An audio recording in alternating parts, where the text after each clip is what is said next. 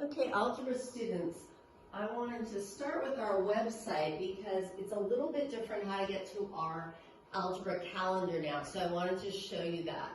So if you're here at our website, then we want to choose academic resources.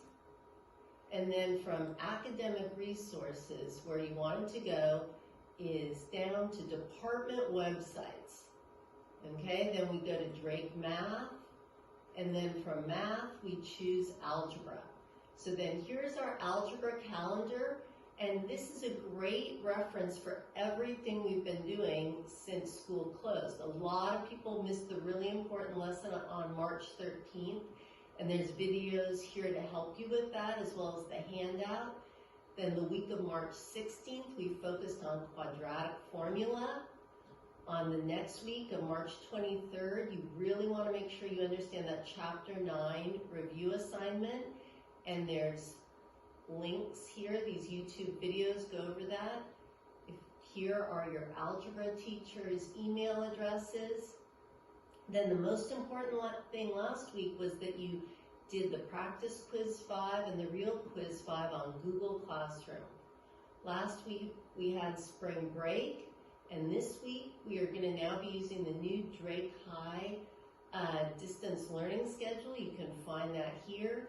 There's more practice with quadratic formula if you need it. But the main focus of today and this week is working with the radical rules. So the handouts here, and then there is also going to be a book assignment. And why don't we go ahead and now we'll take a look at, this is the handout. And I've already done some of it for you, kind of started the notes on this. And I want to show you, there's some more references in case you feel a little behind with this. So if you go ahead and look back at March 19th, or March 9th, is when we started working with radicals. And this is when we did this note sheet and we started simplifying radicals. That's still on the calendar. Similarly, on March 12th and 13th, we were working on simplifying radicals because I don't think it's the easiest thing to do. If you look in the textbook at page 480, it's when is a good reference for writing radicals in simple radical form, and there's a couple of good examples here in example 1.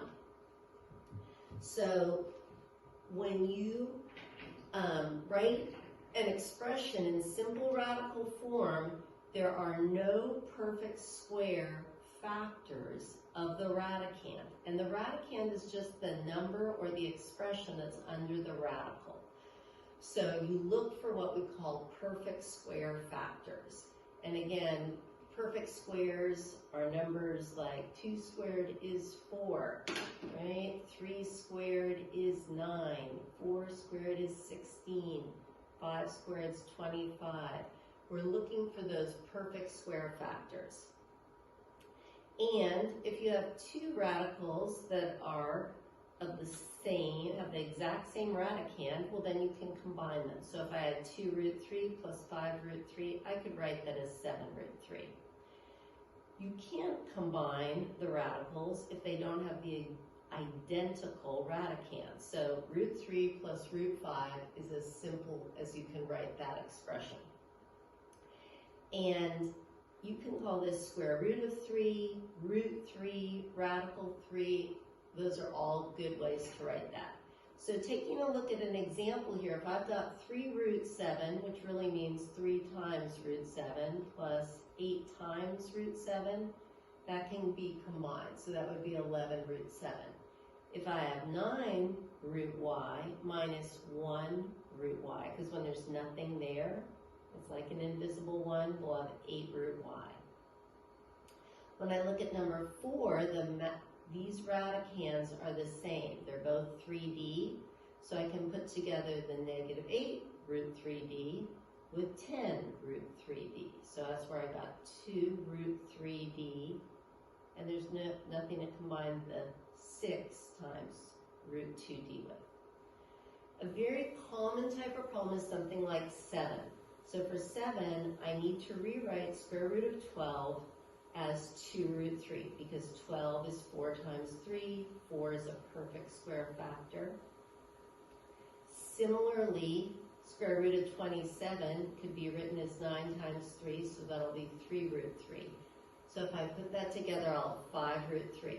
This is something that I think is not intuitive, so I think if you don't feel confident, you can always check your answers. So, and what I mean by that is if you've got a calculator handy and you said, what's the square root of 12? Here, I need to say the square root of 12 plus the square root of 27.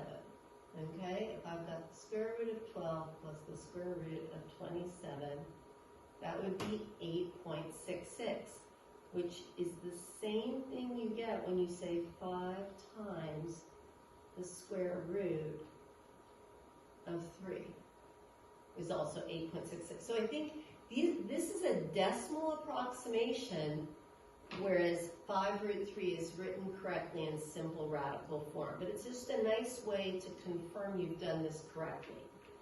On the next one, 45 can be written as 9 times 5. 9 is a perfect square factor. So square root of 45, written as in simple radical form, is 3 root 5. 3 times the square root of 8. I look at the 8 can be written as 4 times 2. 4 is a perfect square factor, so it comes out, but then you're multiplying these. So it's going to be 3 times 2 times the square root of 2, which is 6 root 2. These are not matching radicands, so I don't combine them.